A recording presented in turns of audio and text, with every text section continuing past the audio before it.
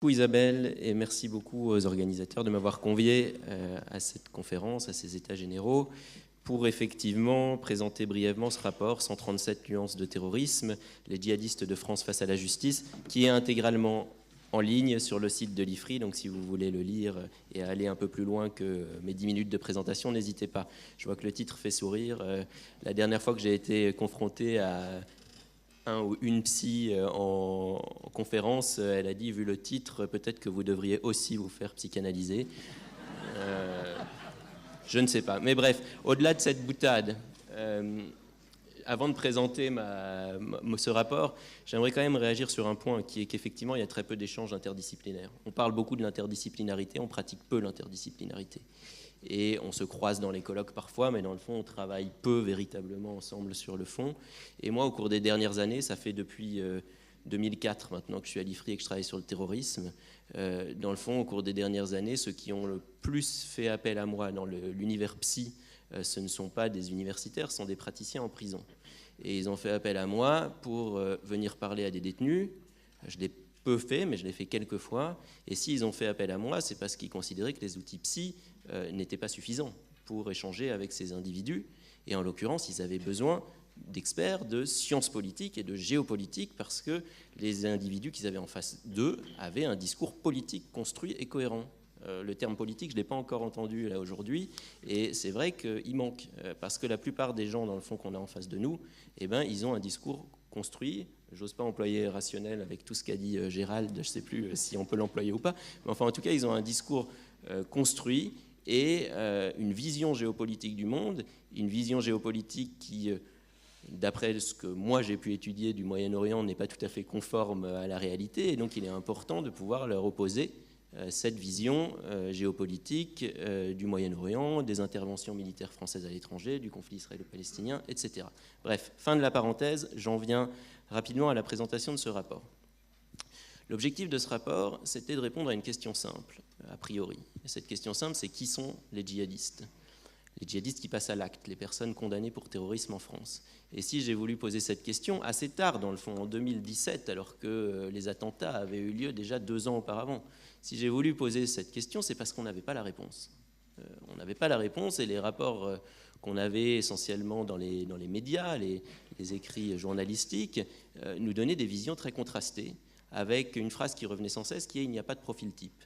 On avait voilà, certains exemples de jeunes filles brillantes de grandes écoles issues des beaux quartiers qui se radicalisaient, et je voulais savoir si c'était des exceptions ou si, dans le fond, ça représentait une majorité des personnes condamnées pour terrorisme en France.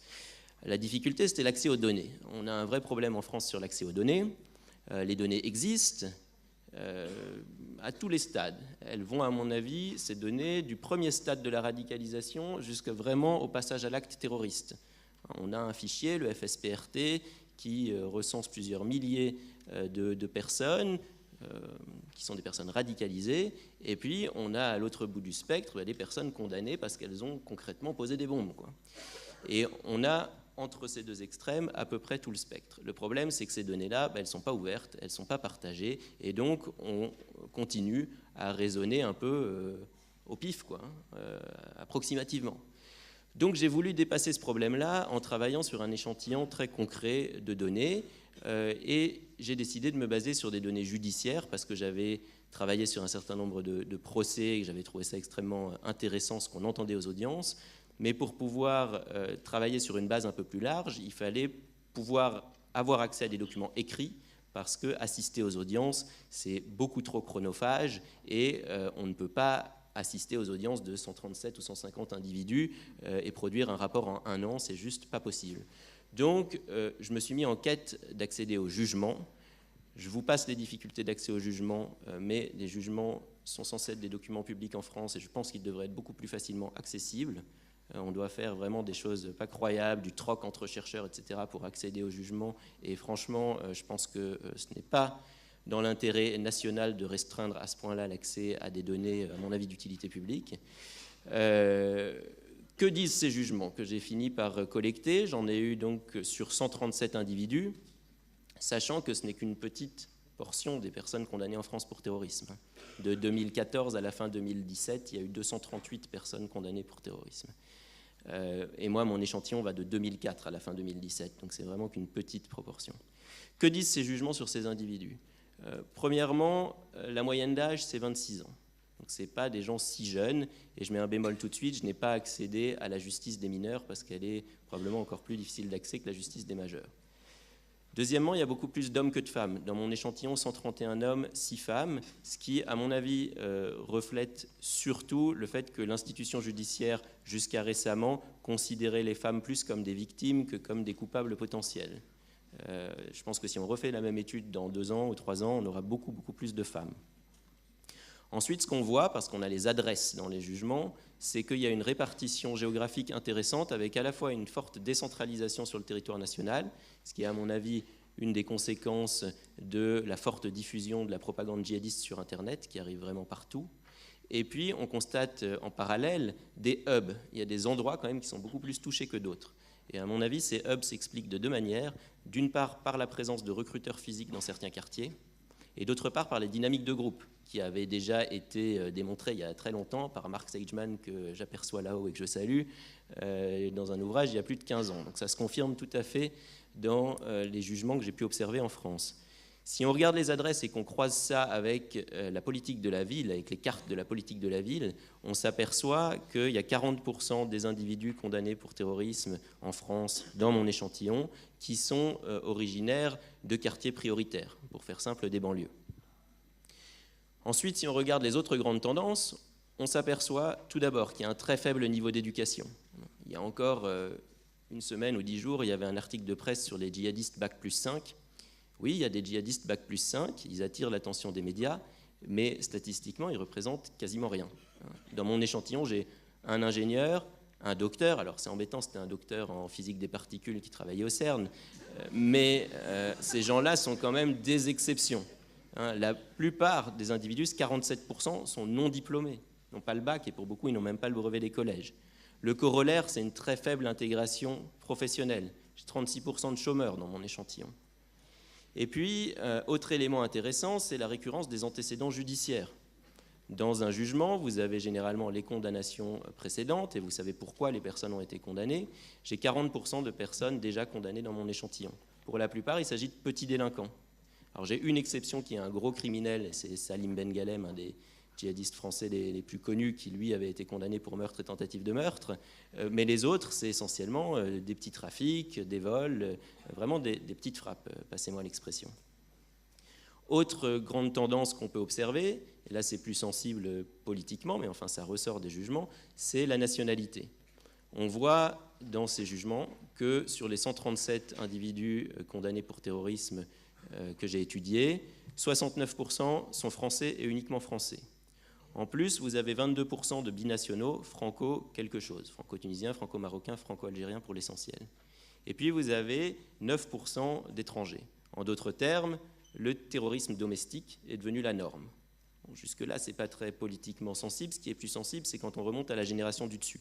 Et quand on remonte à la génération du dessus, donc celle des parents, on voit qu'il y a 59% des parents qui sont originaires du Maghreb et 9% d'Afrique subsaharienne. Donc la dimension migratoire est quand même très importante et elle a aussi été étudiée par l'EFSI, je pense là aux travaux de Toby Nathan. Autre élément, religieux celui-ci, on a 74% d'individus qui sont nés dans des familles musulmanes et le reste, 26%, qui sont des convertis. En gros, qu'est-ce que ça nous dit tout ça? Ça nous dit qu'il n'y a pas un profil type, évidemment, on n'est pas sur des profils à 95 ou à 98%, mais ça nous dit qu'il y a des marqueurs lourds, il y a des grandes tendances et qu'il y a certaines personnes, certaines catégories de population qui ont beaucoup plus de chances, au sens statistique du terme, d'être confrontées à un processus de radicalisation menant éventuellement au terrorisme que le reste de la population. Au-delà des statistiques, rapidement, il me reste 5 minutes ou 3 minutes, quelques éléments. C'était des éléments que je ne pouvais pas quantifier, mais qui me semblaient quand même intéressants de noter. Donc il y a une partie de cette étude qui est plus qualitative. Tout d'abord, j'ai une récurrence des parcours de vie heurtés. mais encore une fois, ce n'est pas suffisamment fréquent pour que j'ai pu le quantifier, mais vous verrez si vous lisez l'étude, je mentionne une vingtaine de cas décrits en 2 phrases de personnes qui ont vraiment des parcours de vie heurtés, des familles très déstructurées, des situations terribles, où on sent vraiment que ce sont des personnes qui étaient en difficulté sociale, familiale, etc. Autre point important, c'est les processus de radicalisation qui, pour le cas de mon étude, ne sont pas des processus de radicalisation éclairs. Je n'ai pas de basculement du jour au lendemain. Là encore à nuancer parce que les personnes qui travaillent sur des adolescents qui sont beaucoup plus consommateurs d'applications type Telegram ou autres ont décrit des cas de basculement plus rapides. Mais dans mon étude, sur ces 137 individus, dans le fond, le cas le plus fréquent, c'est une radicalisation qui prend plusieurs mois. Et parfois, ça prend même plusieurs années. Et là, on sent un vrai travail, pour le coup, politique, idéologique, avec une formation politique, une formation religieuse, une formation idéologique. Autre point, la radicalisation se fait en groupe. Je l'ai déjà dit, mais j'insiste là-dessus. Les personnes que j'ai étudiées sont condamnées pour association de malfaiteurs terroristes. Ça dit bien les choses. C'est une association de plusieurs malfaiteurs. C'est plusieurs personnes. Il y a des dynamiques de groupe. Vous savez qu'en France, en 2014, a été créée une nouvelle infraction d'entreprise terroriste individuelle. Elle a été peu utilisée et pour ce qui est des interactions que j'ai eues souvent après la parution de mon étude avec du personnel pénitentiaire, ils me disent que les personnes poursuivies pour cette infraction d'entreprise terroriste individuelle sont justement souvent des cas qui leur posent problème d'un point de vue psy. Et dernier point, je terminerai là-dessus pour rester dans le temps, c'est la question de la récidive. La question de la récidive terroriste, elle est présente dans mon étude. La récidive, elle peut prendre globalement 3 formes. Première forme, un nouveau départ sur une autre terre de djihad, ça j'allais dire que c'est la forme la plus bénigne. Deuxième forme, des attaques en prison sur du personnel pénitentiaire. Troisième forme, un attentat en dehors de la prison sur le territoire national commis par des personnes qui ont été libérées. Et ça, c'est pas de la théorie. On en a déjà eu 2 cas. On a eu le cas de Cherif Kouachi qui avait été condamné pour terrorisme, arrêté 10 ans avant l'attentat de Charlie Hebdo. Donc là aussi, on voit qu'il y a des notions de temps qui rentrent en jeu. Les djihadistes sont sur du temps long, ils ont des stratégies longues.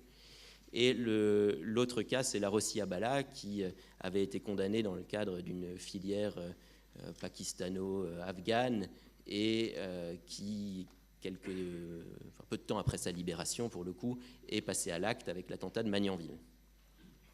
La récidive, évidemment, c'est une question particulièrement brûlante aujourd'hui, puisqu'on sait que sur les environ 150 personnes condamnées pour terrorisme qui sont actuellement en prison, 80% vont sortir d'ici la fin 2022.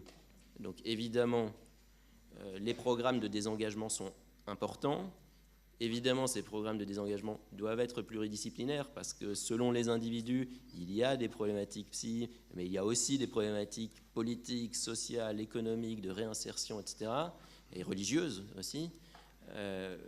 Mais il ne faut pas se faire d'illusions. On peut créer et développer le meilleur programme de désengagement qu'on voudra. Il y aura toujours des cas de radicalisation.